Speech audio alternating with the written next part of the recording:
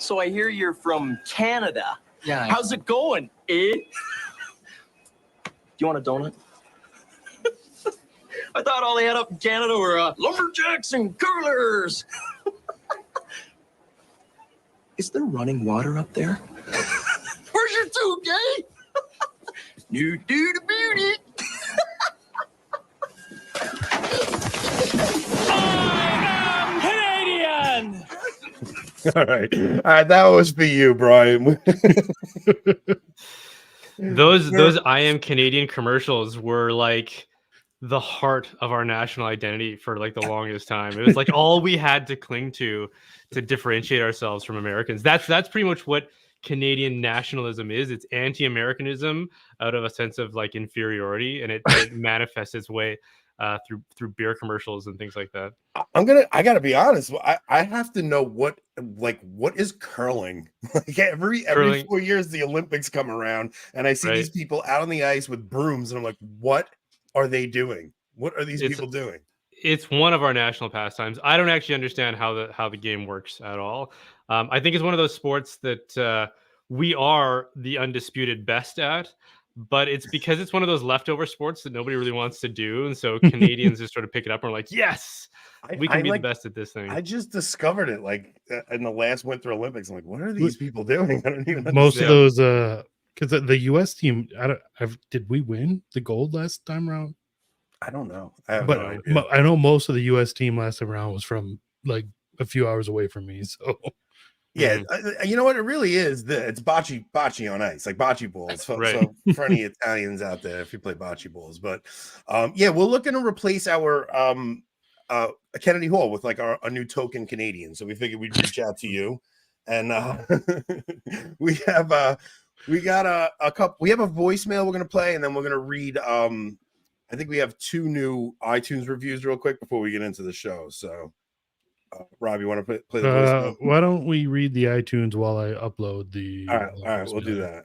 All right. So what we do is we tell people go on iTunes, leave us a review, trash us, make fun of us. Just make sure you leave 5 stars because that as long as iTunes sees 5 stars, it puts you up in the algorithm. So, wing of the church. If the church is not a museum for saints but a hospital for sinners, Anthony and Rob should be admitted to the psych wing. Now, if you'll excuse me, my husband has to take me to pick up my car from the local Amish collision shop. 5 stars. Misspelled podcast title. This show probably meant to be titled Avoiding Babble On. So like babble. Oh, I hate puns. As in that Italian guy babbles on like he just snorted a line and decided to go on a 1-hour stream of consciousness, or Eeyore seems not to understand how to change a podcast intro and babbles on for 20 minutes at the opening of every episode. All kidding aside, yeah, you're Eeyore. All kidding aside, I'd rather get a colonoscopy from a doctor wearing gloves made of sandpaper and no anesthesia than listen to these two. These have taken an even weirder turn now that Eeyore claims he will co-sleep with his kids when they come home from college for spring break. And then the last one, Pony Up Boys. If you want to listen to Tony Soprano after decades of smoking cigarettes, where he rants about how much he hates women and the Amish, this is the show for you. I don't know much about the other guy other than he's really excited and in the most unexcited voice possible to hear Tony talk. Other than the first 2 minutes you will want to skip through. He only speaks in half-second increments before Anthony cuts him off. Don't worry, though. They've been able to bring on some Catholic celebrities that will go on for sometimes 2 minutes before Anthony gives his 2 cents. The show has hundreds of episodes and a ton of guests that all come on to talk about various deep concepts of Catholicism that will likely bore you. Thankfully, Tony always brings it home and derails the yawn fest about the Catholic tradition to talk about the apocalypse and the Amish. So glad I found this show. In all seriousness, love the show. Keep it up, boys. Hopefully your cheap viewers will pony up one of these days so Tony can move to Tennessee and Rob can afford an energy drink. 5 stars. That was quite long, that one. So we like when people make fun of us. We like when they trash us. We're trying not to take ourselves too seriously. And Rob and I had a fight about co-sleeping a couple of weeks ago. So there's a lot of co-sleeping references in there. And then I think we have a voicemail about co-sleeping, right? Yeah, still working on getting that up. All right, forget it. Timothy Leroy is going to be upset we didn't play. All right, so Brian, I've been watching you for years. When did you actually start your channel? I think around 2016. It was right around when the election was happening that Trump first got elected. So because I've watched over the years, like you always stayed away from controversial stuff. Like you really did. You really just discussed faith, and especially back in 2016. Morris Letizia had come out, but like we were still like, all right, you know, everything's kind of okay in the church. It wasn't too hectic yet. We all had like a feeling of uneasiness, but it's like, all right, we're still in it. And you really just discussed Catholicism, and I think it stayed that way until recently, right? Like pretty recently, you decided to jump into some of these hotter topics. Yeah, I think that's fair. Probably the first time I addressed any sort of scandal or I don't know, salacious stories within the church was right after the McCarrick scandal first broke. I think that was a moment for a lot of people to take an inventory of where they were at with their faith and their relationship with the church, especially the global church and the way that we relate to it through especially media. And that I would say was a moment in which I was processing that, and I was processing it out loud on my channel a little bit. I think I published at least a couple of videos on that at the time, and I noticed that there was a huge appetite for those videos relative to what I normally published. I think they went fairly viral, and I remember at the time, you know, there's always a temptation with doing anything in the public eye. It's hard not to be self-conscious, right? Whether it means there's opportunities that you want to access, or you just want to avoid looking stupid, or you become conscientious about certain things that you otherwise wouldn't be, right? And so there's lots of temptations that come along with that. And I would say at the time, I was strongly tempted to make my channel about that, publish more content on that, right? And I noticed that other people were, and it was leading to certain effects on their channels and their renown within the church and certainly on social media. And my own personal discernment was that I didn't want to do that. That's not really why I had started my channel. I'm not a journalist. I'm not really an expert on it.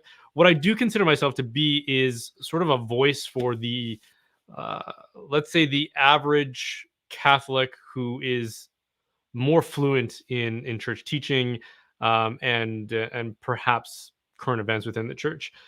So a lot of what you see on my channel is just me working through ideas and things that I've been studying and reading about. And sometimes that relates to the news within the church as well. And so I don't want to be church news all the time, but every now and then, if I get the sense that people are really struggling with something, then I'll try to address it from that perspective and try to explain how I'm working through it, how I'm reconciling myself to the tradition of the church and those who are in leadership in the church. And so, you know, lately there's just been a lot to talk about. And so it seems like it was unavoidable for me. I wasn't really trying to shift deliberately. And it's ironic because I did one video where I just felt the need to update some of my past statements about Pope Francis's pontificate specifically. And so I did a video about that. And then I said, I think it was in that video where I said something like, you know, I'm not going to say much more about it. I'm going to try and leave it at this and move on and get back to what I'm used to talking about. And then successively, there was just one thing after another where I was like, okay, maybe I do need to talk about this because people are freaking out on Twitter or in my comments, or even just in the relationships that I have one-on-one with people where, you know, the conversations we were having made me feel like it was warranted. And so yeah, that's been a theme lately. We have like the same, because Rob and I always talk, like as we were coming into like starting to have more deeper, because we started off doing like trivia. Like that was how the channel started. We were doing like Catholic trivia, and then we interviewed somebody. Then we, you know, and the same thing. Like you see, if you address a church topic, you get a little more traction on the video and stuff. Sure. And so like, yeah, if a huge story hits, we'll address it. But we try to we really have just been focusing on having conversations with people that you wouldn't normally see going on the same channel. Because I've been seeing the church break off into like tribes, like into segments. So you get, Mhm. you know, the trads are in one corner, then you kind of get like the mainstream, you know, how would you describe, like the typical Lighthouse Catholic media guys are in another corner, then you have, Mm. you know, the Steubenville guys are over there. And I've been trying to have conversations with guys from every group, because these are all people that affected my faith. Like when I Mm. started coming into the church, or like taking my faith seriously. And when I would see guys talking about certain people, I'd be like, why are you cutting this person out of the conversation because they disagree with you on one minor topic? So you actually did a video on that the other day, right? Like on like not remaining part of the body of Christ, like breaking off into these segments, I think, right? I might have. I'd have to think of what specifically I was talking about, but that's I talked a bit about this on Matt's channel as well, because both Matt and I, this is Matt Frad, by the way, in Yeah, case yeah. that wasn't obvious for people. As we mentioned in the interview, we both knew each other before we had any sort of kind of public presence, and we used to talk about authors and apologists and some of the media that was available at the time, and um, we'd trade links back and forth, and we would have these long conversations about apologetics. And it just sort of felt like everybody was on the same team at that point, right? Yeah. It's sort of like if you're out there doing missionary work or apologetic work or journalistic work and you're Catholic and you're serious about your faith, it's like, well, yeah, we're all on the same team. And it felt like it was just easy to all identify with each other. And if there was any sort of dispute, it seemed minor. I remember there was this one time at a conference here where I live, Mark Shea came to talk, and I sat at his booth and talked with him for a long time, just feeling like, hey, we're both a couple of guys who really care about the Catholic Church. And Now that was pre-Trump. yes, yeah, this was quite a while ago. It had to be pre-Trump, because yeah. I don't mean to cut you off, but I don't think it's all Francis. Oh, I yeah, don't- no, that's probably true. I think it's the political conversation going on too, because if it, part of the, like, people don't realize the crisis is not just in the, I mean, they do realize obviously, but there's something about this papacy, while the political upheaval is going on in the culture as well, that the two of them combined, you could see that people that you would have a totally Catholic conversation with 10 years ago, because you were both Catholic, and like you're saying, like, we're just on the same team, all of a sudden politics drove a wedge into that conversation, and you saw people like Mark Shea and Dawn Eden actually making politics so much part, because they would assume certain Catholics were MAGA Catholics, and so it was just, it really got hectic in 2016, I think. Yeah, and I think he has tagged me a couple times or responded to me and referred to me as a mega Catholic on Twitter. I'm like, I'm not even American, Canadian. you know, like I'm.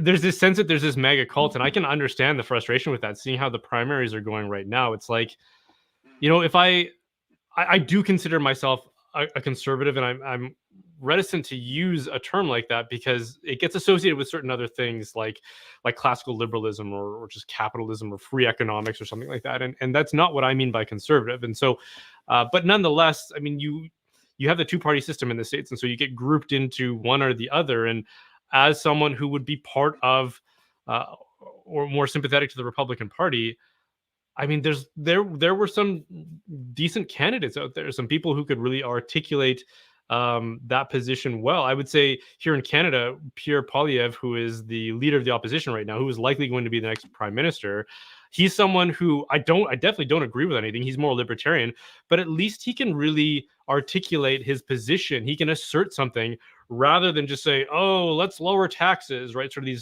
these bumper sticker slogans. He's actually got a point to make, and he can assert whatever it is that most people mean by conservatism, right? And Trump, I mean, it's so dangerous to talk about him because He's such a like, people divisive are guy. obsessed, right? Like they just are completely in love with the guy. But I mean, for anybody who has more of an intellectual sympathy, they want leaders who can articulate a point and a philosophy and a creed. The man just doesn't seem to measure up at all. I mean, he certainly has a certain kind of genius and a certain kind of talent, but he has some very explicit weaknesses as well that should be alarming to anybody who calls himself a conservative or in our case, a traditional Catholic. Trump's not a conservative. That's the thing. It's the weirdest thing. But Well, again, that's the problem with the label, and we saw this discussed at length ad nauseum on Twitter recently when there was some sort of a calendar that came out. I don't know if you guys saw that. It was like a conservative dad's bikini calendar or something like that. I saw that. Yeah. And so everybody was like, well, this isn't conservative. And why would a conservative dad have a bikini calendar? And other people were like, what? Freedom of speech, freedom of expression, freedom of thought. And it's like, okay, well, that's not conservatism. That's Lockean liberalism. Yeah. And this is 100%. the other problem, right? Like we use words like liberal to describe a leftist. And at a certain time, during the Enlightenment, liberalism was a leftist movement. But today, most people associate like freedom, like American kind of constitutionalism with conservatism. And that's not really what conservatism is. But conservatism has become associated with so many different things that it's really, it's become undefined. And so, I don't know, so diluted in content. Today, leftism isn't even really liberal because it's not about individual liberty. It's about authoritarianism.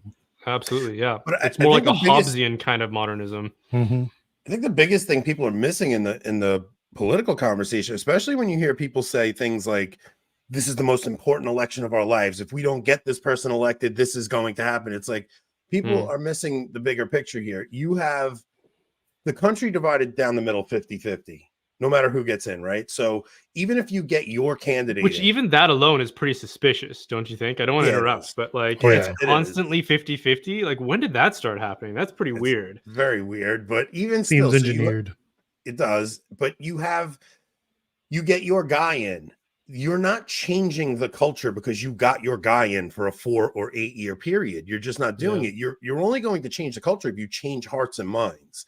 And the truth of the matter is, the only way you're going to change hearts and minds is actually living so kind of the thing you were talking with Matt about forming these small Catholic communities and doing what the early church did, which was just living a life that is so countercultural that when people see it, they're attracted to it and it makes them want what you have. Right. So you were talking to Kevin, the non-trad, the other day. I saw your show with him. Right. And this is a guy who left the church. He was raised in like an FSSP parish that his parents founded, and he was raised as a traditional Catholic, and now he's left the faith. And he kind of presents himself as this beacon of warning to trads that if your kids can still leave the faith, and these are some of the warning signs. But when I heard you talking to him, I kind of wanted to say, like, you were raised in this I don't even know what you would say, like just this ethos, right? This Catholic ethos, this traditional Catholic ethos.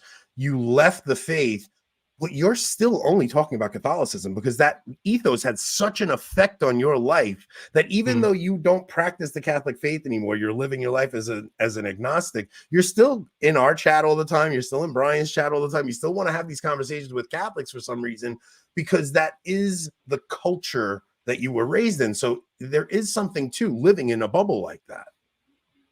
I think so. And whether it's traditional or not, you see this in other dimensions of the public sphere as well. Like, I mean, prominent politicians like Nancy Pelosi and Joe Biden, right? Or the Kennedy family going back a few decades. It's like these are people who obviously don't have a very strong supernatural faith, right? And a strong devotion to the Lord and his teachings.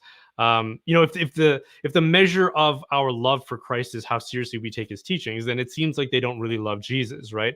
But there's still this inescapable sense of their Catholic identity, almost like it's a badge of honor. I wouldn't necessarily characterize Kevin that way, but it does seem for people who were raised in that culture, and this is the power of culture, I would say too, because it's something that you marinate in, and you can't really escape it, even if you reject the creed. But it seems like in the case of someone like Kevin, it's really hard to just walk away from. And it sounds like if you hear him tell his story, it really was a crisis for him. Like he really he went to priests, he went to friends, he went to family. He was really trying to hold on to this thing that was so precious to him, and for whatever reason that it was. And I think that's still going on for him, and that's why he's participating in all of these channels and all these conversations. He seems to me, I mean, he's still young. He's in his 20s, I'm pretty sure. Probably. He seems to me like similar to, I mean, I have 8 siblings. I was raised Catholic, and I had a period where I left the faith. Now, I never didn't believe in God, but I lived as though God didn't exist. I just left the church. I left the sacraments. I left it all. And I was Adam hiding in the garden, pretending God wasn't there. Just, God, don't find me. Like, don't look for me. And I lived like that because I kind of wanted to, and I'm not saying Kevin's doing this, but I wanted to just kind of live my life without the burden of, you know, because I had this view of God as just this Santa Claus figure who saw everything I did when I was sleeping and every little thing I did. And I wanted to just break free of that. But when you break free of that, you wind up finding especially if you actually do believe the faith and then leave it, like sin never has that same attraction because you know the consequences of it. But so I left for a period of time and then wound up coming back in. Kevin, to me, seems like the kind of guy that probably, I mean, I hope it doesn't take something tragic in his life, but something dramatic might happen in his life that may call him back, because faith is not a matter of proof. It's really a disposition of the heart. It's like if a person like Russell Brand put out that video. Did you see that Russell Brand clip where he's talking about so Russell Brand puts out a clip talking about, he's like, why I wear a cross, and he's reading his Bible, and he's a little open to Christianity, and he's like and talking about reading one of Billy Graham's like protege's books, and he's like, you know, I'm just opening myself up to this. Now, if a person reads scripture with an open heart, there's something's going to happen there. It's when you read something with a closed heart, I don't think something will happen. No, yeah, and it's interesting because we're talking about how Catholicism, it haunts you wherever you go if you have been a part of the church in any way. And I would say that Christianity in general, if we want to just sort of broaden the lens of it, is something that haunts our civilization in the same way, right? Like you're either quite hostile towards it or you start to be a little bit receptive to it at the same time, right? And that's how we tend to be in terms of like personal relationships, right? Like if somebody has had a really profound impact on your life, it's hard to just kind of walk away in an indifferent way. Often you'll depart company with strong feelings one way or the other, right? And I think that's the way that people treat Christianity. It's either like an open rebellion against it and a hostility that we can't really just set aside, or it's something where, you know, conversion starts to take place and the seeds of faith are kind of planted there. What year did you got somebody knocking on my door here? Really quick. Go ahead. You got it. Anthony, I do have that Russell Brand clip pulled up if you wanted to go. Oh, you actually have it? Yeah, well, maybe we'll wait for him. We'll play it just because it's interesting to see the way he presents it. And when somebody actually talks about having their heart open to something, like I remember when I had my conversion, it was that like I went to Easter service at a Lutheran church with my wife. And Brian Holdsworth has legs. I went to an Easter service with my wife at a Lutheran church, and I came home like asking.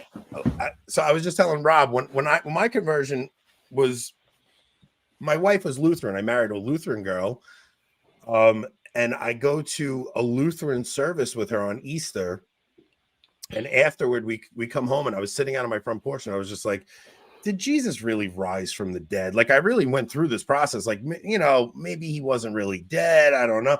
And I go in my house and I'm like, God, I said, God, if you're real and you prove yourself to me, I'll change my life. So like I had that open disposition of my heart, and I go inside and I watched a documentary on the Shroud of Turin. And by the end of that documentary, I was on fire for God. It was just this little disposition of my heart changed. And I was like, okay, God, if you're real, I'll submit, you know. But Rob has the clip of Russell Brand that we could play real quick because it's a short clip. So the reason I wear a cross is because Christianity, and in particular the figure of Christ, are, it seems to me, inevitably becoming more important as I become more familiar with suffering, purpose, self, and not self. Reading the Bible a lot more, and as I've told you before, I'm reading Rick Warren's Purpose Driven Life. When I grew up, Christianity seemed like it was either really irrelevant and old-fashioned and sort of dusty and sort of incense and sort of "Honor Domine," or they tried to modernize it, and it seems just like, right, okay, we're going to talk about Jesus. And like both of those routes seem like, I don't know if there's anything for me. And I suppose it takes a certain amount of adulthood, and it might be different for all of us. For me, it seems that it's taken quite a lot to recognize that I need a personal relationship with God. It occurred to me that if instead of always talking to myself inwardly, I could replace one of those voices with an indwelling God. It says in Galatians, it is our job to die so that as Christ died on the cross, he might be reborn in us. I'm very interested to hear what you think, because for me, my heart is open. Let me know what you think. Okay, so right now, listen, everybody don't get your hopes up. He's sitting on a yoga mat with a man bun. Like, I'm just saying, a person that has that disposition, like, God will work wonders in a person's life like that. And a person like him, conversion is a big deal. Yeah, I think it's a beautiful thing to witness, and I think we all have some experience of this. I mean, Anthony, you were just relaying your own, but it's how the church describes the dynamics of faith, how faith actually works in us, right? God will initiate, he will invite, he will give us a sort of grace, and then we can accept it or we can reject it, and this happens often throughout our lives, right? Perhaps every day, for all we know, and when we turn to him in openness, that's when that conversion will start to take shape, and that faith will actually start to take root.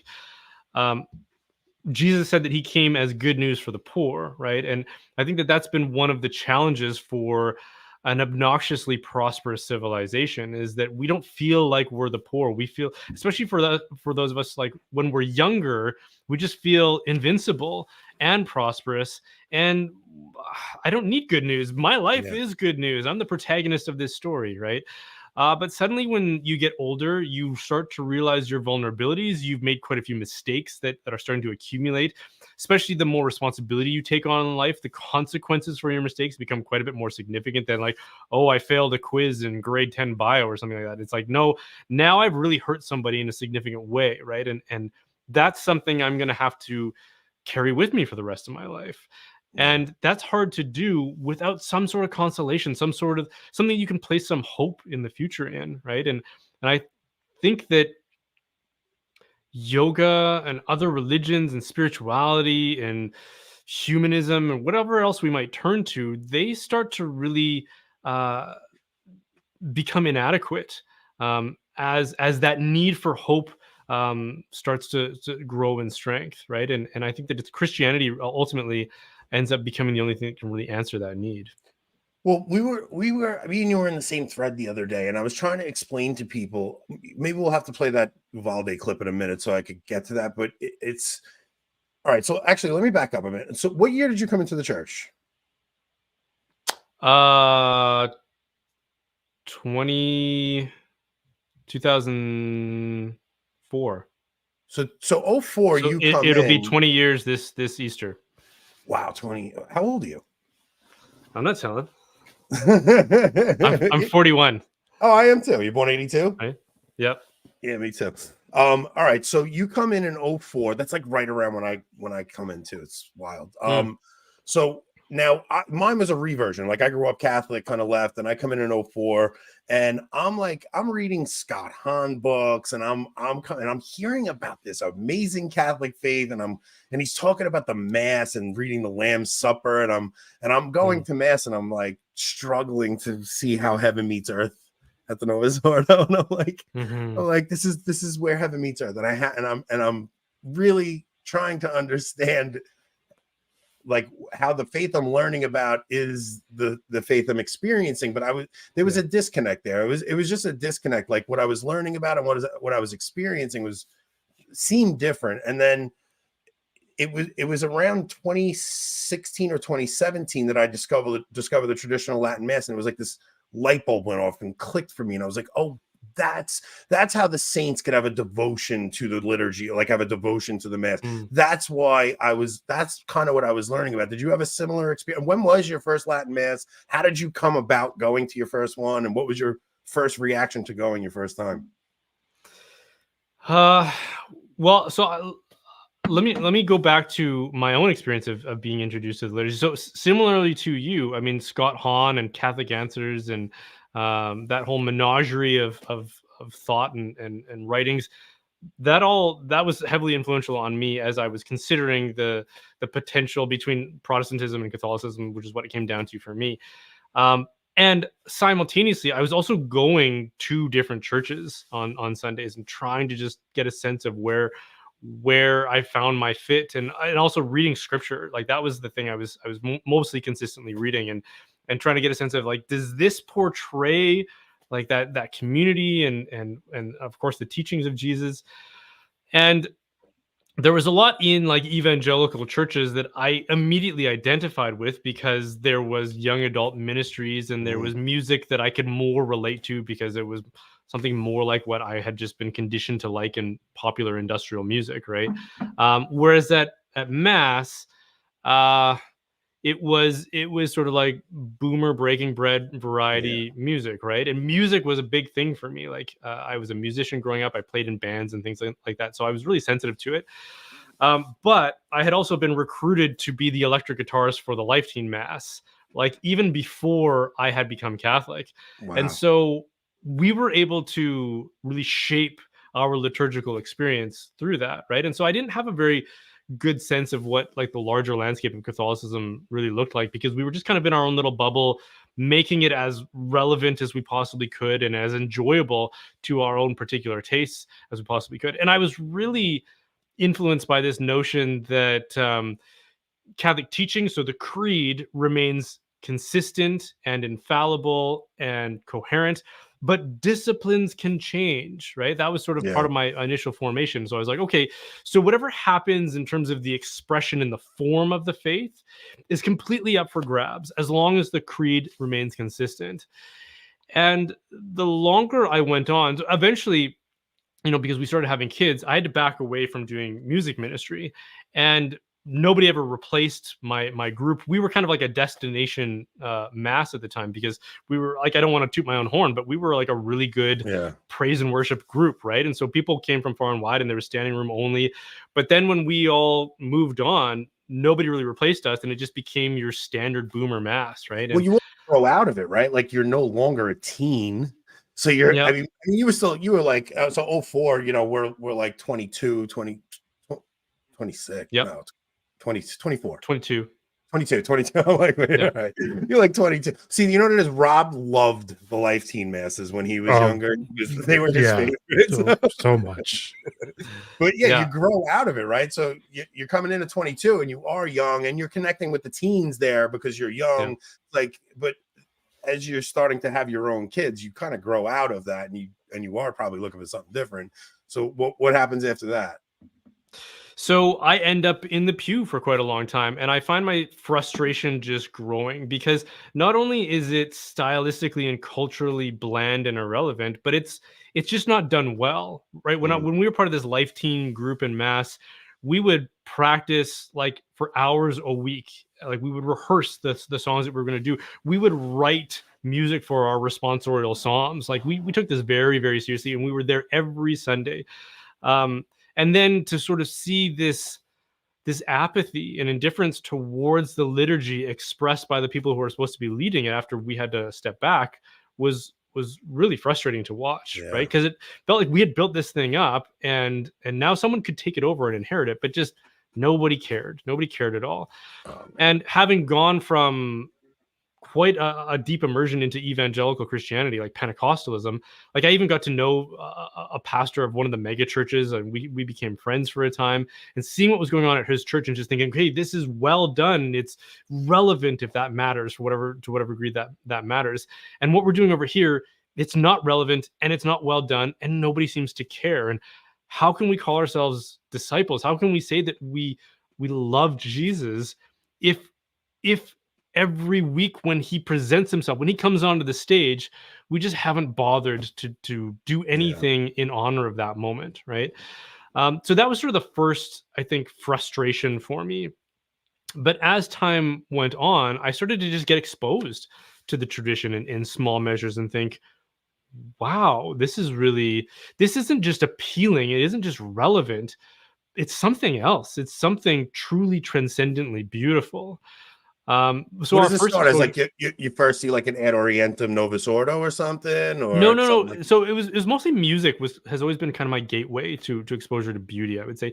Visually as well. Like I'm a very visual person. I'm a graphic designer by trade, right? And I went into that because of just my artistic inclinations. But probably the first exposure to some measure of the tradition, because I live in Western Canada, which is just a cultural wasteland, right? Like we didn't start to develop economically until after the war, right? So people didn't really settle here until the late 1800s, and they didn't really start to develop the infrastructure until the early 1900s. We were a developing country, and then it wasn't until like after the wars where we were like, okay, we have some money to do something, to start building up like cities. But by then modernism had set in, and so we have no heritage architecture, no artistic cultural heritage or anything like that. So you just don't get exposed to it where I live. And so when we got married on our honeymoon, so this is in 2007, we went to Europe and just sort of toured around Western Europe. And the first place we landed in was London, and we landed and we went just walking around because we knew we'd fall asleep if we just stayed in the hotel room, right? Because we were so jet lagged. And I figured, everything's going to be Anglican churches here. And I don't know what that looks like. I'd been to Eastern Europe before, and you can just walk into all these beautiful cathedrals and stuff. And so we turn the corner and we see this, obviously a big church. And I'm like, oh, let's go check it out. And I figured it was an Anglican church. But the longer we were walking around in it, I realized, I think this might be a Catholic church. And it turned out to be Westminster Cathedral, which is the first big Catholic cathedral that they built after Catholicism was restored there in Great Britain. And so we checked mass times, went and grabbed lunch, came back, and it was just like a Wednesday afternoon. So it was just like a weekday mass. And we sit down, and I don't know if you've ever seen pictures of it, but they designed it to be like this kind of like Byzantine revival style church. So it's incredibly beautiful and grand, and like nothing I had ever been to.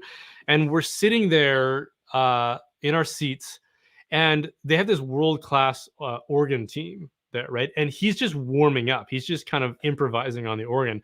And like I was a metalhead growing up, right? And one of the things I liked about metal was like the virtuosity, right? I didn't like just sort of thrash metal. I liked like metal. Yeah, there you go. I liked Metallica because I wanted to listen to like 3-minute long guitar solos and instrumentals, right? As a guitarist. And so I'm sitting there listening to this organist just improvise and fiddle. And I'm like, this is the most intense thing I've ever heard anybody do ever on an instrument. Like it's just it puts to shame everything that I thought was like impressive, sophisticated heavy metal music, right? And he's just playing around. He's just waiting for the mass to start. And so we're like falling asleep trying to stay awake through this. And they had like one cantor who was this woman who just had this angelically beautiful voice. She sang like the ordinaries, so there wouldn't have been a Gloria because it was a weekday mass, but she sang like, the Agnus Dei and like the Responsorial Psalm and things like that. And I was just dumbstruck by how beautiful it was, right? And I don't even remember if it was chant, but it was something more approximating chant than, it wasn't gather us in. Exactly. Yeah. And it was just so beautiful. And I remember thinking like, if you could take our faith, the creed that I've fallen in love with, and manifest it in audible form, this is what it would sound like, right? And I've had different experiences of that. There's another really amazing clip. I don't know, Rob, how capable you are of bringing stuff up on the fly, but there was a clip early on in Pope Francis's pontificate when he traveled to, I want to say Georgia, and I think there was some sort of like the early rumblings of conflict between Russia and sort of like its former satellite states, right? And so they had invaded Georgia a little bit, or just kind of thrown their weight around a little bit there. And or it might have been in Syria even. I don't remember, but it was it was approximate to Russia and some of the things that they had been trying to do. And Pope Francis visited there, and there was this group that sang the Our Father to him in Aramaic. And it was in this old just very beautiful, kind of primitive Eastern looking church. And I remember sitting there just listening to the Our Father and thinking, again, this is the musification of our faith, which, as it turns out, I haven't actually found this quote, but somebody relayed to me that that's a quote by Pope Benedict, that he has this concept of the musification of our faith, like how it becomes incarnated for us in a sort of a sacramental way, right? Like that's what the incarnational faith is about. It's taking the invisible, something like beauty, this transcendental, and then making it, manifesting it, embodying it for us. Especially in audible form like that. Like, okay, so Rob is good. Rob's got it. Yeah, good job, Rob.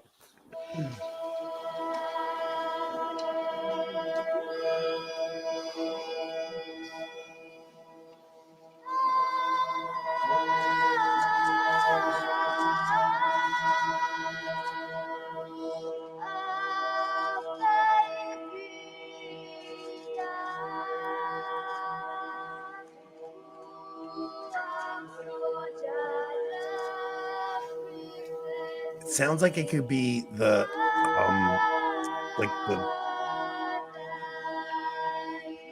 like the music for the Passion almost. Yeah, or just like what you would imagine plain song would have sounded like in the temple, right?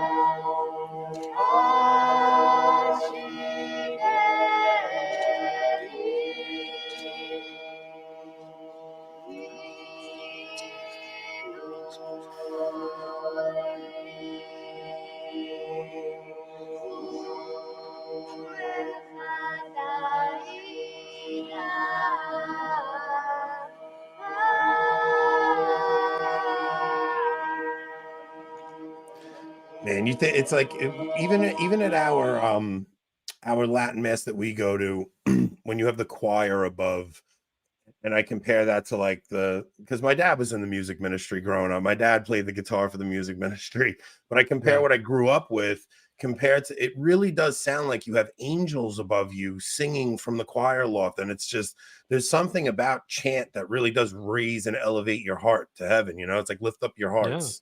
Yeah. Okay. It sounds like prayer. It's what prayer should sound like, right? From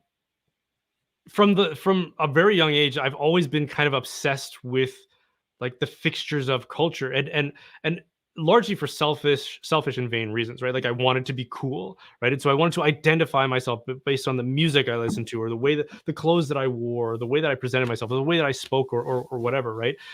And as fashions would shift and change over time, the older I got, the more I just felt like this is so vacuous, right? Oh, we're now doing skinny jeans, like, right? The 80s have come back again, and it's not baggy jeans, or it's not boot cut anymore, just whatever. And thinking like, okay, so I just arbitrarily have to go and completely dispose of my entire wardrobe and go buy something new.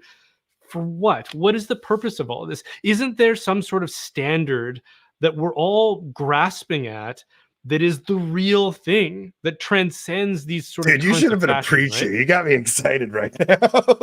Well, and simultaneously reading Chesterton talking about like the timelessness of tradition and the vacuous slavery of fashions and trends. And I just sort of felt like, yes, where is this sort of this thing that transcends all ages, right? And then going to Europe again, it's like, okay, I'm sitting in Notre Dame Cathedral in Paris, and like, this isn't a preference. Whatever this is doing to me, this isn't because like I have a preference for this.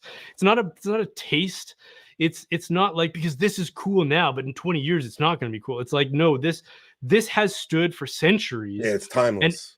And everybody. So what is it about that? And the longer I asked those kinds of questions, the more I read and the more I studied, the more I got exposed to clips like that one that Rob just showed. The more I realized like it's beauty itself, right? That's what we're all grasping at. But the modern age has taught us to think, has taught us to substitute and frankly, explicitly reject beauty, right? Like that's what modernism in its various incarnations does, is it rejects explicitly beauty in favor of novelty and the other sort of vacuous things that we think are... It rejects that supplement. That beauty is objective. Yeah, that it exists, period, right? That there is such a thing as beauty itself. But, our cultural heritage proves that there is, right? Like if you can have people separated by space and time from generation after generation after generation who can be dumbstruck with awe when they stand in front of Cologne Cathedral or Notre Dame or wherever, Chartres, and say, wow, Yeah. Right. Like, this isn't just neat. It's not novel. It's not just different. It's like, no, this is profoundly true. Something about this speaks to every heart, right? And that's what Thomas talks about when he says that beauty is what, and goodness is what everyone desires, right? It sort of speaks to every heart in this profound way, and it's undeniable. And thank God for our ancestors that were able to actually tap into that and breathe life into it through stone and wood and metal and song, of course, as well. I took my kids to, after Sunday Mass last Sunday, we went into the city, and because I live in New York, so we went into Manhattan. We went to the Met. So in the Met, they have an exhibit showing art from the 1300s to the 1800s. So it's all medieval art, and it's all Catholic, all Byzantine. It is phenomenal. Yeah. It's like awestruck. I was looking at some of this stuff. It was so amazing. And then we left there, and I was like, we're stopping by St. Vincent Ferrer on the way home. And they were annoyed. Yeah, these are some of the pictures from that I took while I was there. And so we left there, and we go to St. Vincent Ferrer, which is, a lot of people go to St. Patrick's Cathedral when they go to New York, but that's a tourist trap. There's a million people there. You could barely see anything.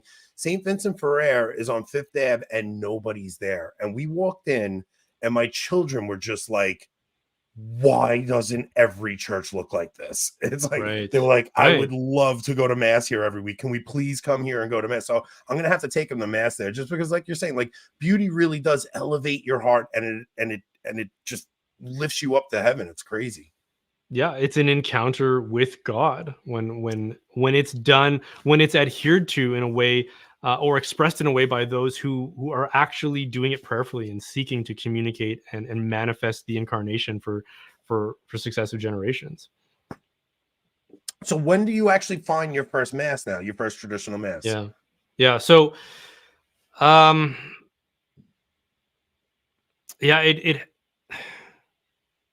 it happens simultaneously. So we got a new pastor at our parish, the same parish that I was growing in frustration with. I went from being someone who would come away from Sunday Mass just being filled up and edified and ready to take on the coming week, to, like, every week just sort of leaving being angry at myself for being angry. You know what I mean? And then we get a new pastor who comes in, and he processes in. He's wearing jeans and sandals and bare feet under his vestments. And in his homily, he's introducing himself, and he describes himself as some kind of a cross between a Franciscan and a Jesuit, but he's a secular priest. He's a diocesan priest, which already raises the question, well, if that's where you felt your vocation was, why didn't you join a religious order? Why did you become a diocesan priest? So it's just sort of a weird thing to say, I remember thinking. But I'm never impressed with homilies for the most part. And I don't mean to say that to denounce anybody. It's just like it's hard to be a good speaker. Yeah, so I credit people for that. So I didn't think much of the homily, but afterwards, we're all meeting our new pastor. So there's kind of a lineup to introduce ourselves to him. And so we're just waiting in line to talk to him. And as we get closer and closer, the person in front of us was spending a lot of time talking with him. And he was explaining that he had just come from a parish in a city about 2 hours south of us. So in Alberta, the province I live in, there's two major metropolitan areas. There's Edmonton, which is where I live, and then 3 hours south, there's Calgary, Alberta. And in between, there's this very sort of like rural kind of hillbilly town called Red Deer. And I say that with great affection. I love Red Deer, and I love the people that I meet from Red Deer.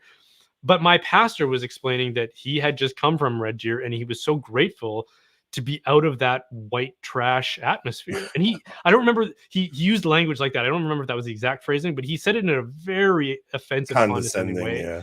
And I was just like, are you serious?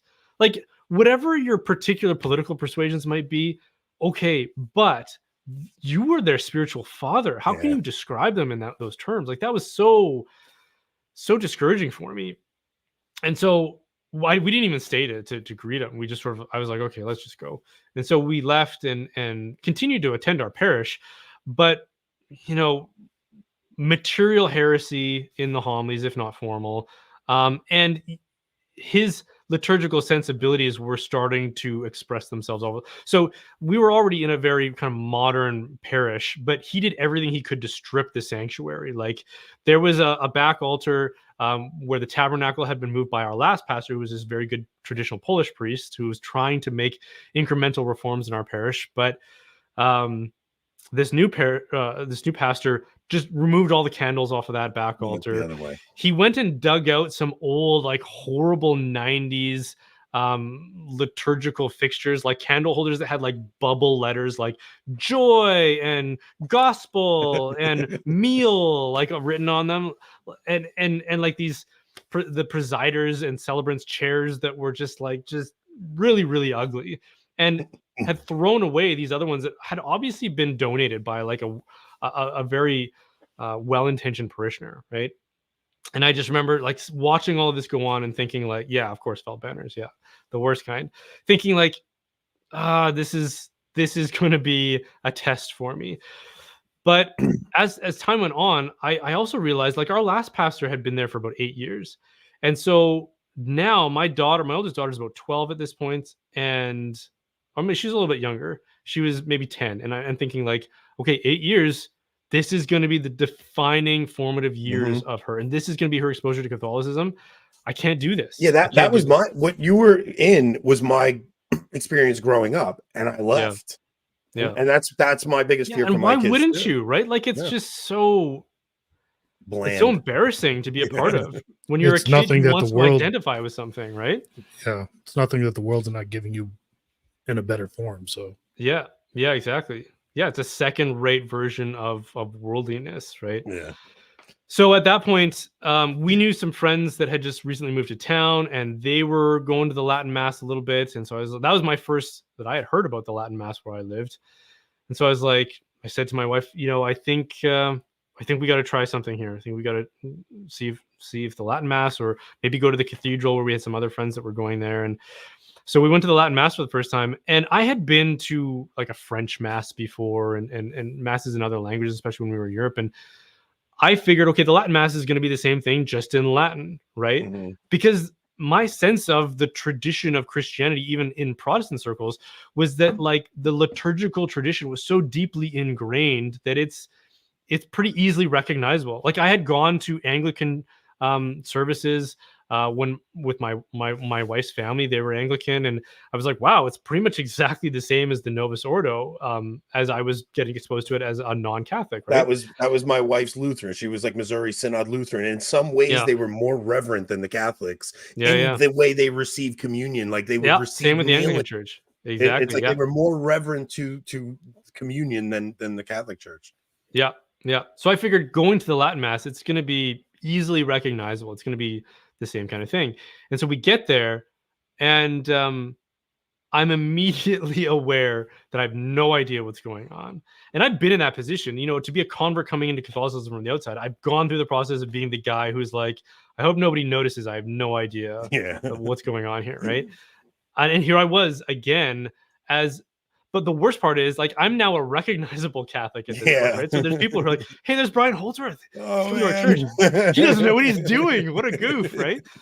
And so I'm really cognizant of this fact, and I'm really self-conscious and really frustrated by this fact. I didn't anticipate this.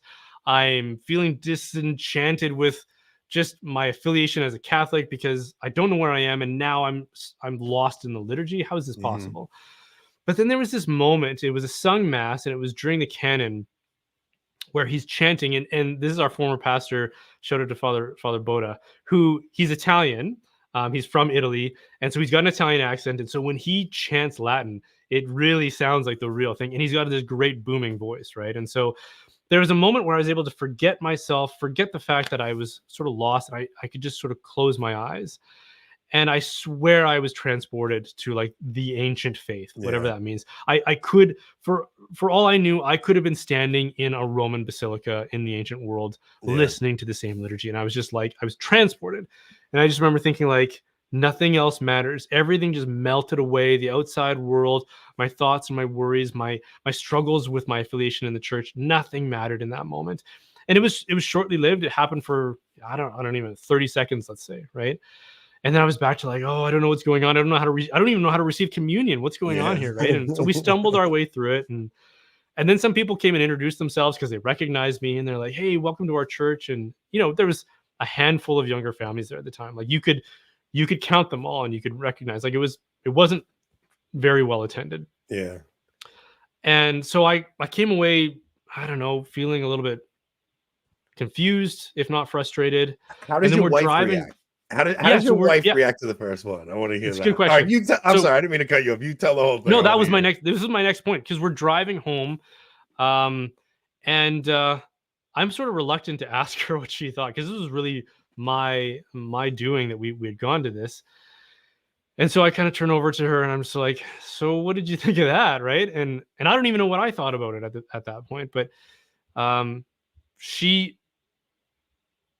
in whatever way she could process it, expressed how I was feeling with the sense of frustration and confusion.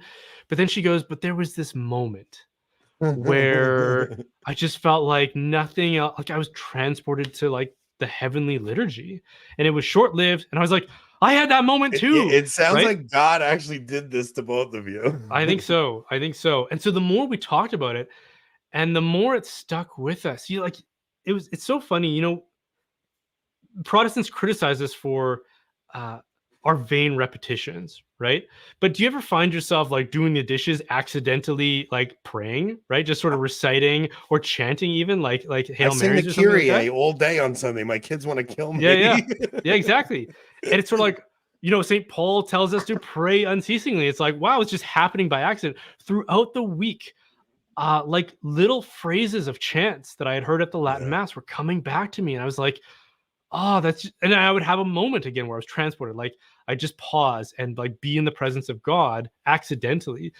That doesn't happen with like Dan Schutte hymns or whatever you get at the Novus Ordo, right? Like unless it's because it got stuck in your head because it's the My Little Pony theme song, and you're just like, get out of my head, right? 4 chords, but but it doesn't inspire you to pause and to pray, right? And that was happening to me, and I couldn't escape that. And so continually, like I wanted to go back, right? I wanted to go back to like a movie that you saw once where it was like a real kind of brain teaser, and it sort of it got you thinking and you couldn't escape it, and you're like, I gotta watch that again, right? It was sort of like that, where I just the first time you saw I was apprehensive. I was apprehensive, but I wanted to go back, and my wife had the exact same experience, so we just did. And the more we kept on going back, the more it was just penetrating our souls and kind of opening us up more and more and more. And then the final straw for me was asking our kids, after we'd been going for, you know, probably about a month to 6 weeks. It takes 4 in a row, and then you feel at home. It does take 4 in a row. Like the first 4, you're like, what the heck is going on? But after 4 of them, you start to feel at home. And then to go back to the Novus Ordo feels alien after that, I would say. Yeah. I could describe a lot about what it's like to go back afterwards. It's jarring. But so after going back for like 5 or 6 times, so we're driving there, and I reluctantly say to my kids, I'm like, so guys, we've been going to this Latin Mass thing, and we haven't talked a lot about it. But I wanted to ask you, like, what do you think of it? Do you want to go back to our old parish, or do you want to keep going to Latin Mass? And they, like, from the back of the 15-seater passenger van, I just see all these arms going up, Latin Mass. And I was like, and I totally didn't expect that, because I wanted to keep going to Latin Mass, but I was afraid they were going to say, you know, we want to go back to see our friends at our old parish, right? And no, they were totally into it. And I tell this story all the time, so I'll keep this brief for those of you that have heard it. But another moment happened with my son. At the time was our youngest, and he was like 2 or 3 years old maybe, and he was down in the underworld of the pew, right, where he can't see what's going on in the shadows, getting restless. And so he was making a bunch of noise, and so I picked him up, and all of a sudden this like cloud of incense was just floating over us, and it got caught in the stained glass windows, and he pointed at it and he goes, prayers. And I was like, dude, you get it, right? It's this sense of like how culture embodies the faith, that even if you don't rationally or verbally understand it, the sensory experience of it is communicated to you in a way that is inescapable, that a 3-year-old just gets it, right? Going to mass is how we embody the faith, right? It's so I want to play this clip because everybody misunderstood what I was saying in this clip, because I mixed it in with evolution and stuff, but I was trying to get to a point. Rob, I want to play the Uvalde guy clip because it has to do with what you're talking about right now in some strange way, because what he's saying is the most horrific thing in the world, but I want to get into it real quick. Many, maybe most legal systems are based on this idea, this belief in human rights. But human rights are just like heaven and like God. It's just a fictional story that we've invented and spread around. It may be a very nice story. It may be a very attractive story. We want to believe it, but it's just a story. It's not a reality. It is not a biological reality. Just as jellyfish and woodpeckers and ostriches have no rights, Homo sapiens have no rights also. Take a human, cut him open, look inside, you find their blood, and you find the heart and lungs and kidneys, but you don't find there any rights. The only place you find rights is in the fictional stories that humans have invented and spread around. And the same so you can pause it there, Rob, because look, I know what he's saying sounds horrible. Obviously, what he's missing is that the story we believe is not a fictional story. It is reality. And the power of story and narrative is so important. It's why the Christian story comes to us as a story. And the way you live out that story is through the liturgy. You actually participate in the life of Christ at every single Mass, but also through the liturgical calendar. So that's why we have these seasons where we start off at Advent and we anticipate the coming of the Savior. And then you go into you go into the Lenten season, other than ordinary time, which people don't ordinary time, but so you go through the season where throughout the year we are actually trying to live out the life of Christ, which is why we tell these stories throughout the year so that we can actually embody the faith, which is why you're saying like the things that we're doing in the liturgy. It's why the liturgy is so important. It's how the faith comes alive in our lives. So if you're having a horrible experience at Mass, or if it's just some thing you do just to withhold your obligation because you're Catholic and it's like, well, I have to go to Mass on Sunday. If you're not really, because I don't like when we say it's not about what you get out of Mass, because in some ways I get a lot out of the traditional Mass and it does move my heart. So a lot of times we as Catholics, when Protestants are saying something about church, we'll be like, well, it's not about what you get out of Mass. It's what you're doing for God and things like that. But you do get something out of a good liturgy that you don't get out of a bad one. Yeah, I think so. Talking about stories too reminds me of, I'm sure lots of people have heard this story before, but when I first heard it, I remember being really thinking it was a really profound insight.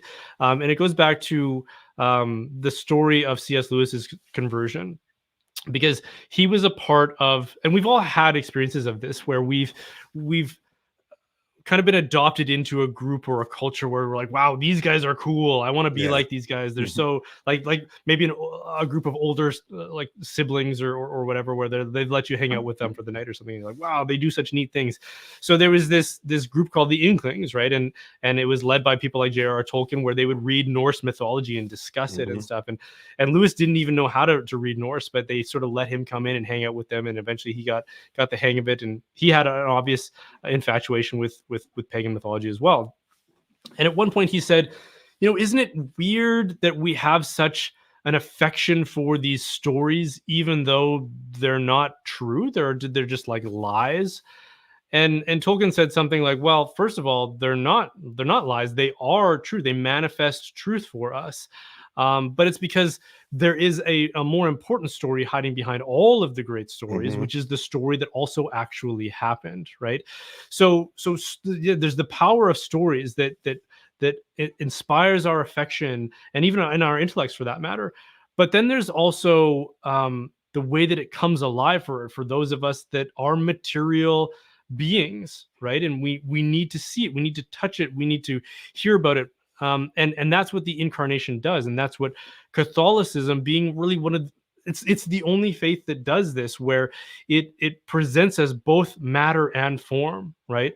Where it's embodied for our senses and not just our intellects. It's not merely like Gnosticism, where we're trying to escape this crude matter, or where we're trying to escape this ethereal, superstitious nonsense in the form of atheism. It's both, right? Where there's these two dimensions of our reality, and they join together in this beautiful symbiosis in Christianity, right? And so that's what liturgy does for us. And that's why we can't just be indifferent or neglect liturgy. Like, a formless faith is not Catholicism. Iconoclasm is not the Catholic faith, right?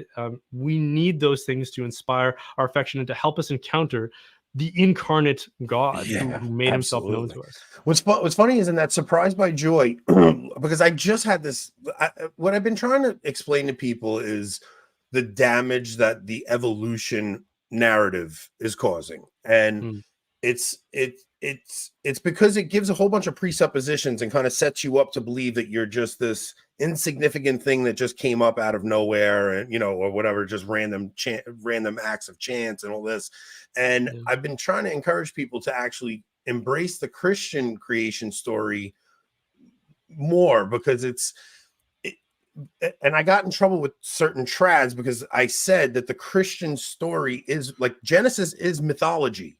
That doesn't mean it's not true. It's a myth. And if you understand what C.S. Lewis is talking about in Surprised by Joy, he says Christianity is also a myth. It just happens to be a true myth.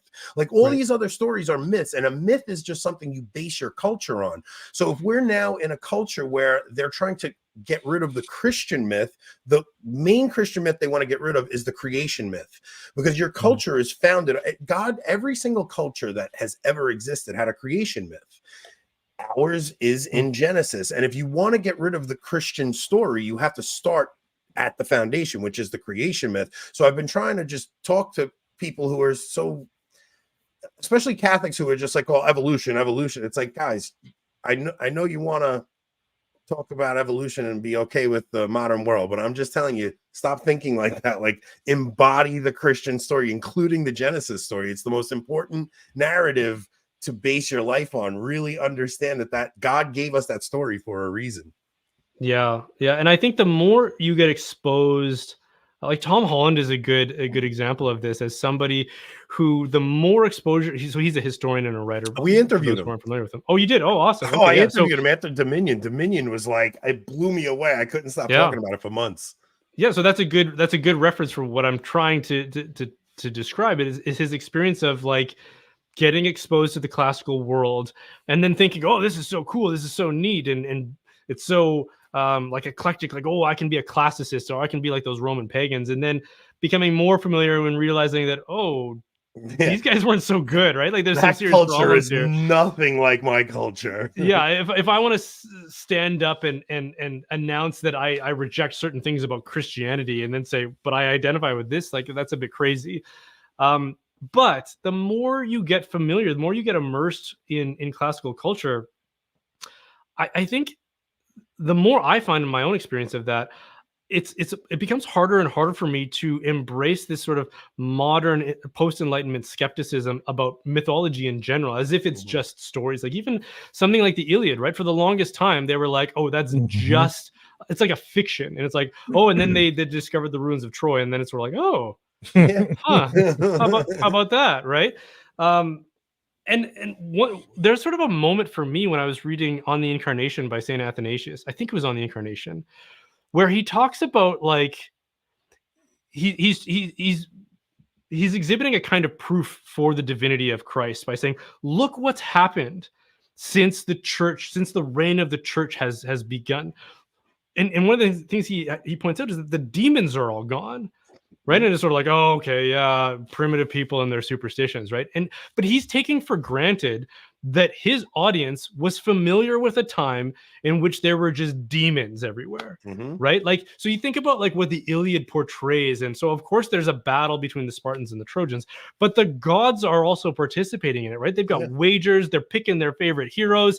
They're dictating how the events will play out. And it's like they're on the battlefield. And we look at that and we're like, oh, this is Homer just embellishing things. And it's like, No, these gods were real, and these people really believed in these gods, and these gods made demands on these people. There was never a culture that was atheist ever, right? No, so people, like you as a modern person could look back and you read Greek myths and you go, how do these people believe this nonsense? Because the gods were real. Like they're not God, but the gods were real. And the Bible even talks about that, right? Like worship no other gods before me. These gods were very real. And if you go and you see the cults that formed around these gods, they were very scary. I mean, it really, it's so crazy that we're even coming up on this because Rob gets annoyed when I talk about it. But I don't, because I've read all of Tom's books. We started, like, this show actually started getting interesting when we did a series on the Danielic mystery in the book of Ephesians. And what we did was we used Tom Holland's book to kind of give people, to take people into the ancient world, to show them, like, look, guys, the ancient world is nothing like Caesar comes back after slaying 1 million Gauls and says, look at what I did, and holds it up as like, look at what I did, and brags about it. Now you have to think of modern culture. Modern culture is so Christianized, even though we're post-Christian, that we now, even when we go to war, we have to like hide the dirty things we do. Like, oh no, we didn't hurt we saved all the civilians that we could, and we only because people are so Christianized, they just don't realize it. So we took them into the ancient world. We took them to show like some of these cults, like the cult of Cybele, where the priests would castrate themselves and wear women's clothing, and people would bring their children to see it. And it's like, guys, are you paying attention? These things are coming back, right? These gods were very real, and people are not recognizing that these gods are coming back. You just don't know that's what they are. These same practices are coming back. You just don't know. These are the gods these are the old gods that Christianity, it's really the city of God versus the city of man, right? So when you read Augustine, he's talking about, look, the altars of the gods are destroyed and you're seeing Christianity spread. This is how you know that the Christian story is real. Well, if you return to like Athanasius, for me, that was a moment where I paused and I was like, what does he mean the demons are all gone? As if he's just taking it for granted that his readers would know the difference between a time when there were demons just everywhere and now they're all gone. And it's sort of like, well, why are they all gone? First of all, probably because there's a tabernacle on every city corner now, right? Like they've been sent out into the wilderness. And then I remember reading St. Anthony's biography, but I think I want to say St. Gregory, in which he goes out to the wilderness. And what does he find out in the wilderness? The demons, right? What are they doing out in the wilderness? Well, and they even say to him, what are you doing here? You're not supposed to be out here. This is where we are. Like they're annoyed that he's come out there, because it's like their last refuge that they have in the world, because they've been sent scattered to the wind, because you have tabernacles because of the incarnation. The incarnation, you have priests waving incense, saying prayers, and they actually disperse the demons from the populace. There's a reason why all the scary stories, that they told happened in the woods, deep in the woods, because that's the only place left to the demons. I'll tell this story too. This is, take this with a grain of salt, because I can't even cite where I remember reading this, but I remember reading about a story. So this would have been in like modern day Oregon, where there was a missionary who had come there, and he was doing missionary work with the indigenous people of the area, which is very similar to where I live. And some of the stories you'll hear about the missionaries who came here. And they were explaining the phenomenon of the Sasquatch, right? Which was this terrifying creature who would come and snatch their children and like eat them, right? And was constantly abducting people. And so the missionaries were like, okay, so they're trying to assess, is this like a bear? Is this a natural thing? And they're like, well, ever since you guys arrived, they've just disappeared. We don't know where they went. And so there's been some speculation by like, well, what were those crazy Sasquatches? Well, now let's take it into where we are now, right? So what you see is, so like in the time of Augustine, what you see is the temples are fading into ruin, and the temples of the old gods are falling into ruin, and some of them have become cathedrals and they've been baptized, and you cast these gods out. So what's going on now is you're seeing the Christian churches get sold to the secular world, and you're seeing they're becoming wedding venues, right? So now that happens, and you're giving rise for room for these demons to return. You're seeing even in this conversation about liturgy, the liturgy, because it's less important to the people, and because it's celebrated with less reverence, I really do think that's why you're seeing to think that they're not related, that the culture really takes a nosedive after the liturgy changes. I think that there's a very big I don't want to say it's all that. Of course, you have the Cultural Revolution going on at the time and all this stuff, but there's something to the changing of the liturgy and the culture collapsing. If you go back to like the Arthurian legend, it's weird because you have this time when King Arthur accepts Christianity, but you still have those ancient gods still around, right? So like Queen Mab is there, and it's they're losing their power, these gods, and like I want to go back and revisit that story because it's such an interesting time where Christianity is spreading, but the old gods are still around in some respect. Yeah, well, and there were those death knells of like pagan Rome as well, with characters like Julian the Apostate, right? Who was raised with Christian sensibilities, and obviously that marinating effect took root in him. But then he turned back towards paganism and wanted to produce this revival of paganism within the empire. So when he it wouldn't take shape. But when he does that, it's so funny because when he does that, he starts telling his priests, you need to care for the poor, because the Christians are doing it, and it's like people are attracted to it, and he's yelling at the priests of Cybele, you need to start caring for the poor. You need to start caring for the poor, because he's hoping to attract people by introducing this Christian idea of you don't just treat the poor as garbage, because that's how they would have at that time. Now, Julian the Apostate is Constantine's nephew, and he tries to build the temple, the third temple, and every time he goes to do it, the ground quakes and the temple collapses. Right. Yeah. So it's so interesting when you really like, for anybody that's Tom Holland's book, especially the early chapters before the Reformation, because after the Reformation, I'm like, all right, here we go. Because he has this weird concept where he thinks Christianity is this like eternal revolution that's going. But those early chapters. So when I had him on, I said, Tom, you have to tell me how your mind was changed, because you can't possibly have read the church fathers. I mean, this guy read the church fathers. He's the whole early chapters of him quoting church fathers and their meditations on the cross and the crucifixion. Like, you can't walk away from that without having an impact on you. Like, how is your view of the Catholic Church changed? Because he grew up as an Anglican thinking the Jesuits were like the most evil cabal in the world, and my modern Jesuits, who knows, but might not be wrong. But he actually told us how his opinion of Catholicism just is such drastically different from his upbringing, because he encountered how much the Catholics did for the Western world. He said he even kind of lives according to the liturgical calendar now. Yeah, because of the discipline it brings.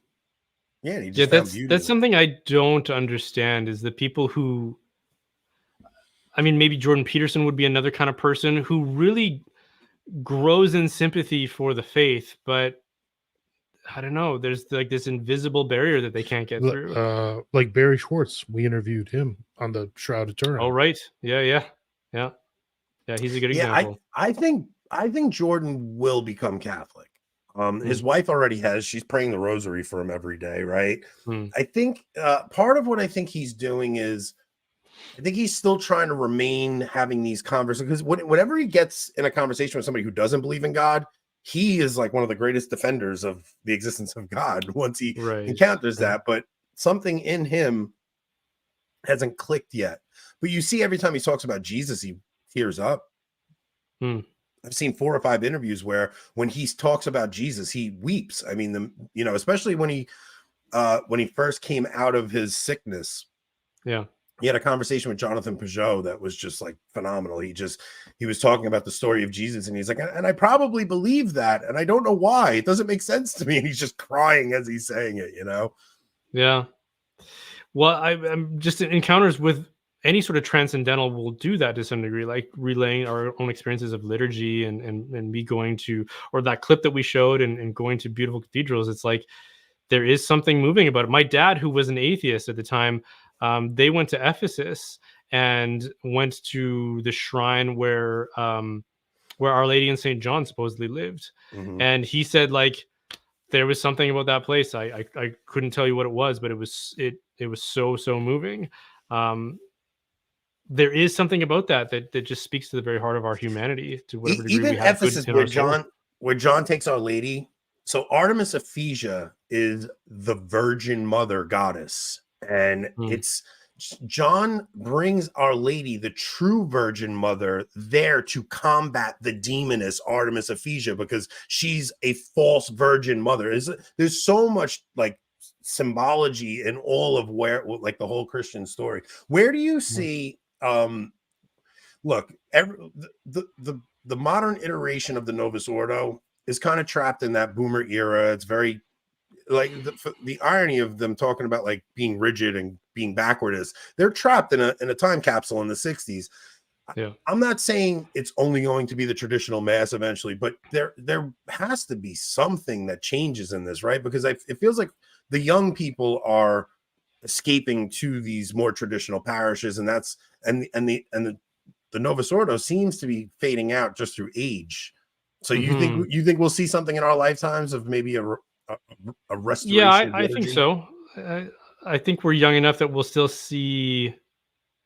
I couldn't say exactly what it will look like, but I don't think it can carry on the way that it is. And we saw, it wasn't a Pew survey. It was some university had done a survey that came out fairly recently. You guys will know what I'm talking about, where they were comparing responses going back to like the 70s from clergy, from priests and newly ordained, and so the progression, the shift.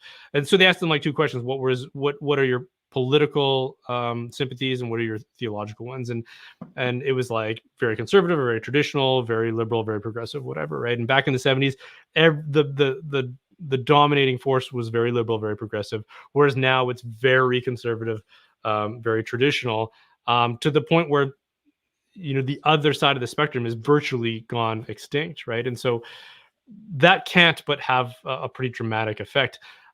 Simultaneously with the vocations crisis, the clergy vocations crisis, there's a gap, right? So there's like the boomer generation. They lost a lot after the council, but there's still quite a bit there, and a lot of them. Well, that's virtually all of our bishops, right? Yeah. And then Gen X. At least in my diocese, there was no vocations from Gen X. There was like 2 guys that got ordained from that generation here. And then like later Gen X and earlier millennials, there's a few more who start to get ordained and stuff, right? So there's this huge demographic gap, right? And right now is what's the very last of the baby boomers. As soon as they retire, you're going to get like 40-year-old bishops, 40 and 50-year-old bishops who are going to be there for a very, very long time, who are going to be very, very traditional in their sensibilities. So the effects of that, it's going to be a dramatic shift, but also simultaneously, they're also going to inherit this massive institution that there's not going to be enough of them to actually manage. So that's going to create all kinds of interesting dynamics that I could only speculate about what that's going to look like. Do you think there's a schism coming in the church? I don't know. I mean, on the one hand, any bishop who becomes a formal heretic loses his office, right? And we have that. Like basically the entire German conference, they're no longer legitimate bishops. Based on what they've been promoting. So is that not a schism, frankly, right? So my theory is that I think after Francis, we are going to, I think so many people have Francis fatigue, and I think that you're going to get a pope to the right of him. And I don't know how far right. I really don't. I don't know how far right. I don't think you need someone very far right of him for that schism to materialize, because I think everybody that's excited about what's going on in the church right now, they assume that that trajectory will continue, and if it takes even a slight step back, I think they will revolt. Like, you have to realize we're all in the church because we know this is the one church that Jesus Christ founded. We're not going anywhere. This is it. We're not leaving the Eucharist. I'm not so sure the other side feels the same way. I think that if you got even if, I mean, if you got a Benedict the 17th in, which is possible, if a Cardinal Sarah gets in or something, I really think you will have a material schism, and that's it. And you're going to get the church that Benedict spoke about in that 1970 radio address, where he said it will be much smaller, but the demands on the faithful will be much higher. Yeah, I think that's manifestly coming true.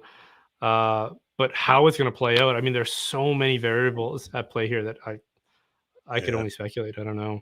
But that's a good point. I don't think we can go back to a Benedict, a successor to Benedict at this point. No, like, I know. Too much water has gone under that bridge that it's like, no, that's not. Yeah.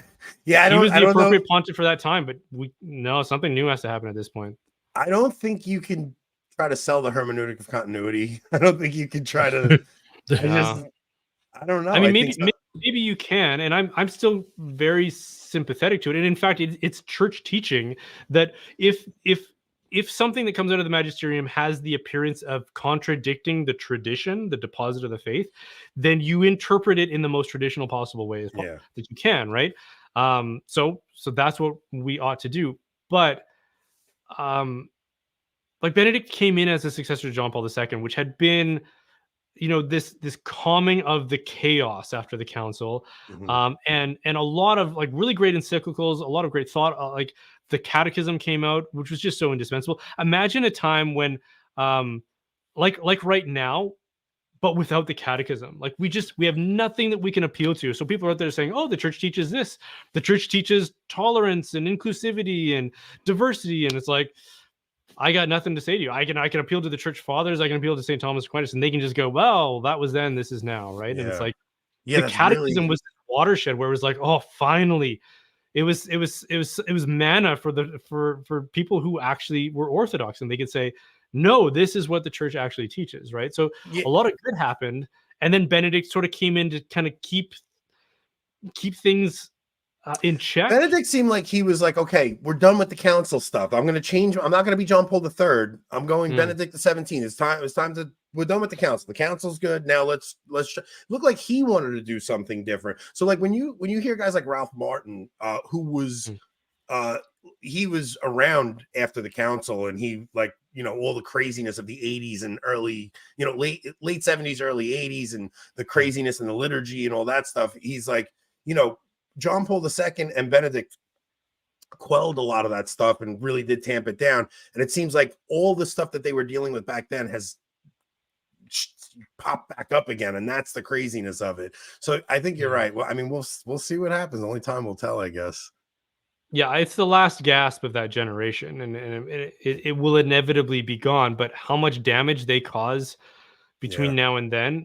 And that's why I say we can't go back to a Benedict the 16th, because he was a successor of something that was already happening, and then we've seen something very different take place, and it's like you can't just go back to trying to like calm the waters, right? Like you need someone in who can repair a lot of the division that is taking place. Oh God, now. Please give us somebody. Well, I'm kind of fearful of like the pendulum swinging too. Like I hate labels. I'm a pretty melancholic person. Like, don't label me, man. But I for all intents and purposes, I'm a trad now, right? Like most people would look at me and say I'm a trad, right? But a lot of what I find myself doing in the way I'm affiliating is sort of like a compromise, right? It's sort of like a Benedict option where we're like, oh, let's just huddle together, right? Because it's crazy out there, right? Yeah. But not as like a permanent thing. It's like we still have to go back out there and be missionaries and be martyrs if we have to. I don't know, but there has to be a way forward in the church. And again, I don't really know what that looks like, but I would be afraid of just sort of like the rad trad pendulum swinging back in. And a lot of people are saying like, we need a Pius the 13th. And it's like, okay, maybe we do, but what you mean by a Pius the 13th kind of scares me a little bit. Like I had posted the other day about that interview I did with Kevin. And I just said, hey guys, go check out. I did an interview with someone who's a former traditional Catholic, and the comments came in from people that were just like, why would I listen to this? A former traditionalist? It was a good conversation. What do you mean, why would you want to listen? Like, and people were saying to me, why would you talk to that guy? And I'm like, what do you mean? Why would I talk to him? Like, this is what we're supposed to be doing. We're supposed to be missionaries. We're supposed to be evangelizing. We're supposed to be we're supposed to be learning what are their hangups and trying to help them and to be salt of the earth, right? Like we're not isolationists. We're not just going to I'd say if there's to tradition and if become there's nothing. one mission I think that I want to do with this channel, it's to prevent trads from isolating themselves too much, where they separate themselves like that. Like you talk about schism. Like if you really think you can't have conversations with other Catholics, I don't know what you're doing. Like, I don't know, man. We're supposed to be talking to each other. We're all confused right now. Anybody who thinks they know exactly what's going on and they have all the answers, I'm telling you, I try to say as often as possible, like, I am very confused about what's going on. I don't know. I try not to ever make pronouncements on anything. I'm just trying to have conversations with people who I know love the church and love God, and they're doing their best to make sense of it as well right now. Well, like we got a comment on our last video with Patrick Coffin today. You know, like, oh, he's a set of a conscience. Why would you have him on? And Anthony responded with, because he's my friend. Right. You know, like my friend. I mean, I have empathy for people who think Francis is an anti-pope. Like, that's not my position, but I understand it. Like, I understand why people think that. I'm not like to sit there and just say this person's crazy. And they're not crazy. They're confused. We're all confused. None of us really know. So I don't know, man. I think we got to be careful not to cut people off that don't agree with every single opinion we have. Yeah. We have to be in dialogue with those who disagree with us. I mean, that's what it means to be missionaries. That's what Christ commissioned us to do as a church. And if we're not doing that, then we're gonna atrophy, right? And that's not a way forward. Peter Diamond. What are you doing with your I know you're doing something with Catholic businesses up by you, right? Yeah. What's that? It's not just where I'm. It's like our main focal point, like our target market, so to speak, is in the States, because that's just where the majority of English speaking Catholics are. So what it is, it's called the Fishers Network, and the idea is to try and form groups of leaders in their professions around parishes. So to be forming networking communities from amongst themselves, to get to know each other, to do whatever they can to mentor each other, help each other, spread business around to one another. I mean, we've all seen this done in other ethnic communities, right? Like, people always talk about Jewish communities being really good at this, right? Like trading business and helping each other out financially and whatever else, right? We as Catholics don't do this at all, and there's no reason why we shouldn't be, especially when we consider the corporal works of mercy, right? Like during COVID, I saw so many people losing their jobs, losing their businesses, and it's like, you'd see the odd person, and I did this, like handing envelopes of cash to people, just being like, hey, I hope this helps your family out, right? But it's like, if we were a little bit more mobilized in those efforts, there's just so much more we could be doing to helping each other and to like preventing those kinds of consequences from like affecting people in your community so much, right? Having sort of a collective voice, so to speak, right? That was something that after the Industrial Revolution and after the various European revolutions, the popes in their social justice encyclicals were calling for associations of workers.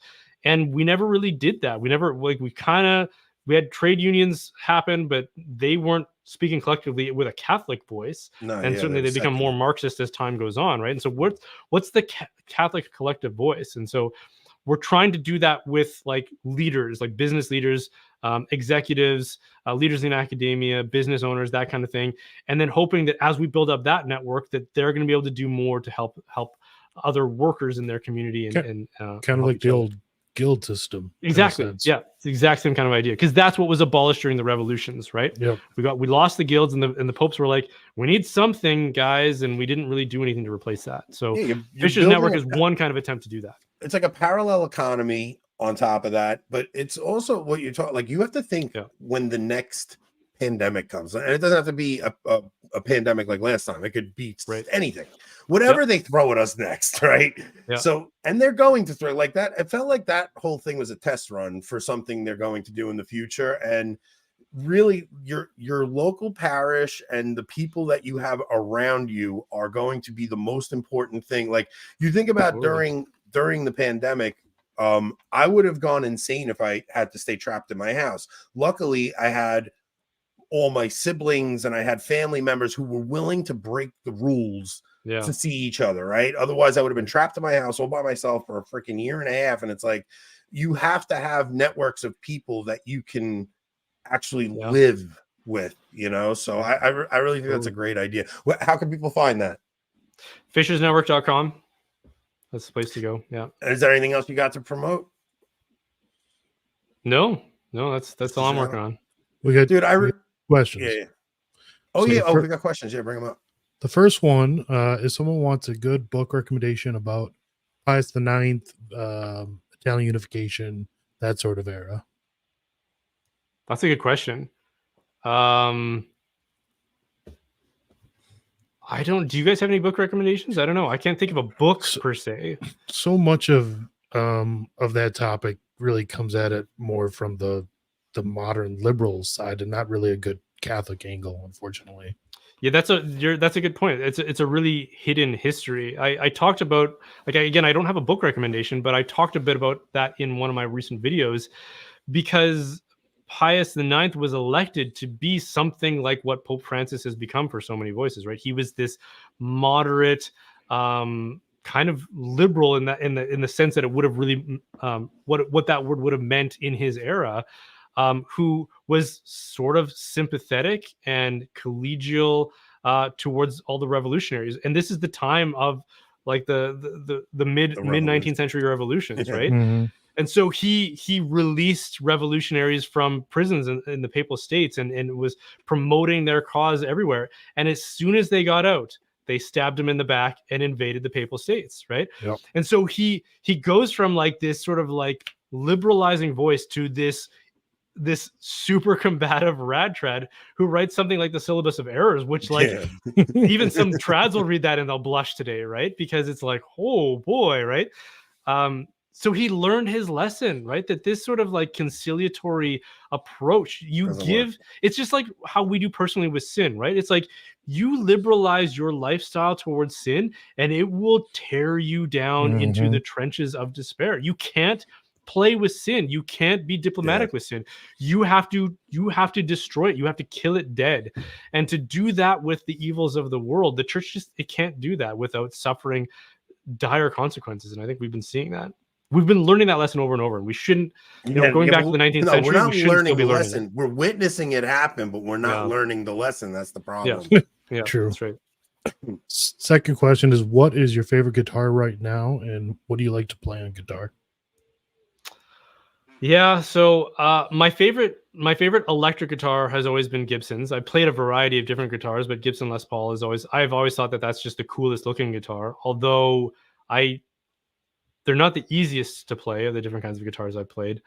But sadly, my guitars just are all in their cases in my storage room, kind of gathering dust. I do have, just to prove that I'm not lying here, I do have an acoustic here just in my bedroom that every now and then I'll get out and play some Johnny Cash tunes and do some sing-alongs with my kids and stuff. But so that's about it. Yeah. That's so funny. So we both grew up in the 90s. Like, right? Those are your formative years in the 90s. Yep. I played the guitar. I was in a band with my friends. It's like that era, man. We're the first millennials. So really, I think Gen X ends at 81 and then 82 starts the millennials. So we still got a taste of that going. Like my first cell phone was my senior year and it was like a Nextel, like with the radio, the point-to-point radio with a Nextel. And so we really are the first of those where I think, Rob, you had probably a cell phone through high school and stuff, right? Like we had beepers. Did you have a beeper, Brian? No, I never did. No, I was a latecomer to like mobile technology. We had a beeper, and it would be like I'm sorry, Rob. My wife, who was my girlfriend, like I've been been with my wife since we're 15, but we would beep each other messages and numbers, and you would know it that like 143 meant I love you and stuff. It's just such a weird time back then. Right. Yeah. Yeah, only players had beepers from what I remember. Players or like doctors. Anthony had one. Yeah, exactly. You must have been smooth, man. Was there any other questions, Rob? Well, why don't you tell Brian how smooth you were? How did you get your wife interested in you? So we're in like 8th grade, and my wife had like "I love Anthony Abadi" in her yearbook, and I see it written in her yearbook, and I'm like, "You're gonna be so hot when you get those braces off. As soon as you get those off, that's when we'll date." That's awesome that you guys knew each other for that long. That's that's really beautiful. We started dating at 15. I got a candle at her sweet 16. Yeah, it's me and my wife have been best friends forever, man. I've been with her longer than I haven't. Cool. So now my son is older than I was when I started dating my wife. It's crazy when you think how fast time goes, man. Right. Yeah. Oh, skiing or snowboarding? So as a child of the 90s, I was big into skateboarding, and that automatically translated into snowboarding. You do it with your kids? So my kids, yeah, we do. So we live pretty close to the Rocky Mountains. Like by close, I mean like 4 hours. So we can get to some pretty amazing ski hills. And for them, they're doing skiing though, because skiing just makes way easier more to sense. teach. It's easier to teach. It's way easier to learn. So snowboarding, I always say this to people: snowboarding is really hard to be a beginner at. But once you get over that initial hurdle, then it's really easy to get good at. But the first little while, like you're gonna have broken, like I had a broken tailbone, like when I first was learning to snowboard. Your wrists, you're constantly gonna be falling on your wrists, you're gonna be catching edges and going over frontwards and stuff. Like it's really dangerous. I broke my collarbone, I broke my thumb just from falling those first couple of times I went. So I got my older kids. It took me like 3 seasons to finally get them going on a snowboard. My youngest, I'm like, "You're going on skis. I'm not doing this again." I taught her the pizza slice. I'm like, "Let's go." Yeah, exactly. Yeah, so all my kids are skiing for that reason. Yeah, and I think I might even go back to skiing. I haven't done it since I was like 13, but I think I might go back to it. I'm still snowboarding, man. We're going to New Hampshire in 2 weeks. I can't wait. So yeah, it's expensive. That's the problem, man. It's so expensive to go skiing. It's crazy. But Brian, dude, I'm so grateful you came on with us, man. This is such a fun conversation. Yeah, me too. Thanks, Anthony and Rob. It's been a lot of fun. You should do preaching, man. I'm telling you, you got my heart lit up while you were talking before. Have you done a lot of public speaking at like conferences and stuff? No. Part of the challenge for me is that like I'm so remote from geographically from where a lot of the conferences would be. Like for me to go anywhere down in the States, I have to first fly to Toronto, which is like a good 4 or 5 hour flight east, and then head south. And so it's very discouraging for anybody who wants to try to book me, because it takes like extra days of travel and cost and expense and everything. And so, and I've been reluctant to do it for that reason too, because it's pretty difficult to be away. Big Canada is. It's just humongous, Canada. Yeah, it is. Yeah, but very scarcely populated. Most Canadians live below, like, so if you think of the parallel of like the U.S. border, that's right where I'm at in Minnesota. Okay, yeah. So north of Minnesota, that parallel border, and then Canada, like around the Great Lakes, it kind of dips down. Most Canadians live below that U.S. borderline. So we have this vast like geographical line. It's like Russia, right? Like all of Siberia, which is just like nobody lives there, right? Yeah. So what's the weather now? Like, are you buried under snow or? So this year's been really weird. Normally, we would have. So I live in kind of like a desert climate just west of the Rocky Mountains, or sorry, just east of the Rocky Mountains. But nonetheless, we still do get a reasonable amount of snow just because it's so cold. So when it snows here, it doesn't melt at all. It just keeps accumulating over the winter. And normally by November 1st, we'll get like our first big snowfall, and then it'll be there till like April. We'll start to get a melt, right? But for some reason, this year was like our first brown Christmas in a really, really long time. But then as soon as like January came in, we had like an insane cold snap a couple of weeks ago that we're just kind of coming out of now, where it was like, so I think Fahrenheit and Celsius, they intersected about like -30. And we were like down to -40, -50 Celsius. Wow. A couple weeks ago, which I was like, Rob's in Minnesota, I've never seen it that same cold. thing. He'll send me like pictures of his thermometer in his car, and it's like -30. I'm on my way to work in the morning. Yeah. I mean, if Rob lives close to Minnesota, it's pretty similar to what it's like there. Yeah. You guys are sick. Oh man, Brian, thank you so much, dude. It's this was really fun. One of the coolest things about doing this show is just the different people we've been getting to talk to and just have conversations with. I'm really glad we were able to put, because you don't answer email, you don't answer anything. So just to even get in touch with you was tricky for a while there. I'm really glad we got to put this together, man. Well, I appreciate the persistence, because I am bad at email, and so I hope people don't take offense by that, but it's just I get overwhelmed by my inbox. All right, man. I'm glad to have done it. Yeah, for sure. Yeah, down the road, we'll give you a few months off, and then we'll come and bug you again in a few months. Sounds good. This is very fun, man. We'll talk soon. We're gonna be. So Thursday we have Faith and Film. So we've been doing the last Thursday of the month. We do we pick a Catholic film or a religious film, and we kind of just take some of the themes in the film and discuss like how it relates to us in our faith and things like that. We're doing The Island on Thursday. So for everybody that wants to watch that episode, try to watch The Island. There's a free episode of it. There's a free version of it on YouTube. And we will see you guys Thursday night. Have a good night, everyone.